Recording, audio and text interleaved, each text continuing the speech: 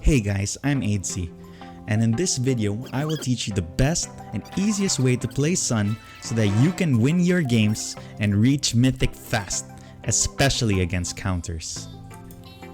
So in this game, I will be laning against an Alice in the XP lane. If you are a Sun player, you will know Alice is a pretty good counter to Sun, since her ultimate will allow her to sustain herself by hitting you and your clones. But there are two steps to beating hard matchups as any hero, but I will be talking about Sun. So the first thing you need to know is how heroes want to play in the laning phase. Alice in particular wants to hit creeps till she hits level 4, so this is the perfect time to harass her. If you watch carefully, I always wait for her to use her abilities first on the creeps before I engage, so that when I do engage, she cannot use her abilities on me. It's pretty simple, but sometimes people don't think about these small things. Also, you must consider who is stronger at this point of the game. Right now, Sun is definitely stronger than Alice till she reaches level 4, so you want to delay that timing as much as possible. To do this, you must wait for her to push the creeps and do not push the creeps so that you can zone her. If your enemy pushes the creep wave slightly, you will notice that the creep wave will be near your tower, which will allow you to zone the enemy from golden XP effectively. Sometimes they might get 1 or 2 creeps, but the most important one is the catapult, which gives the most golden XP.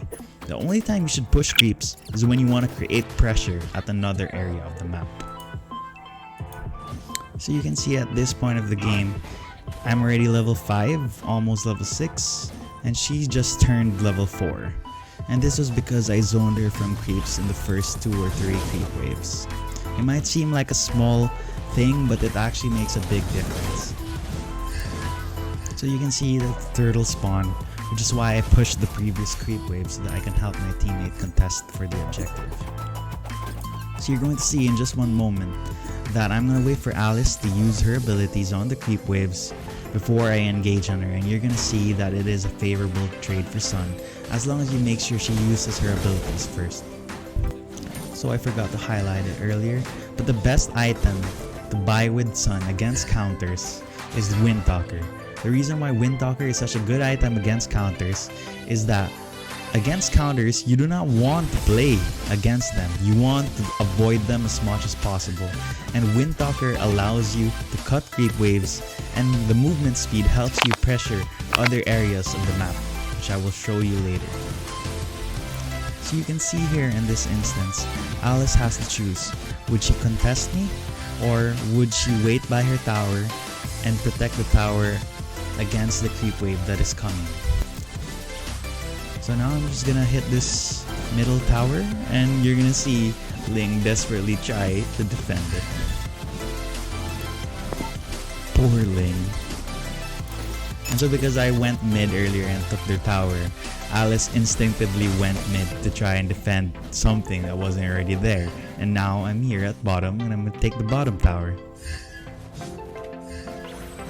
So this is the item build and the talent tree that I will be using for this game.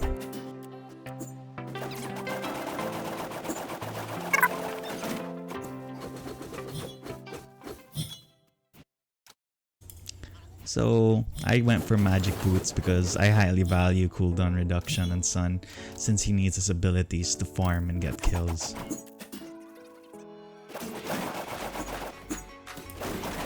So one tip that I have for you guys when using Arrival on Sun is that always make sure that you can push the creep wave in the current lane you're at before you TP to another lane, so that effectively you get 2 creep waves.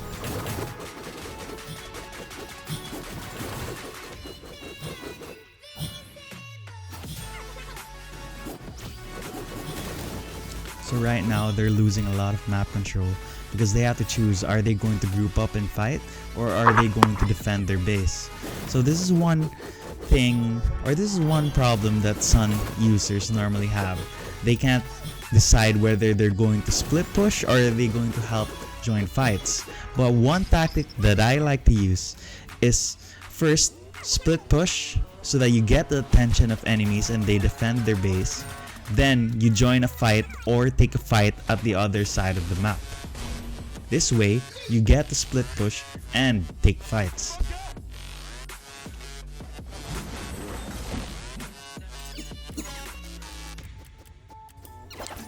So now, because of all the map control we have, we're just gonna easily take Lord because we know they can't leave their base.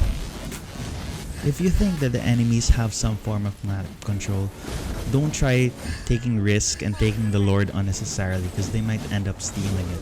What I advise you to do first is apply pressure at one side of the map, wait for somebody to react and defend the place you are pressuring, and then try to take the Lord or try to take a fight at the opposite side of the map.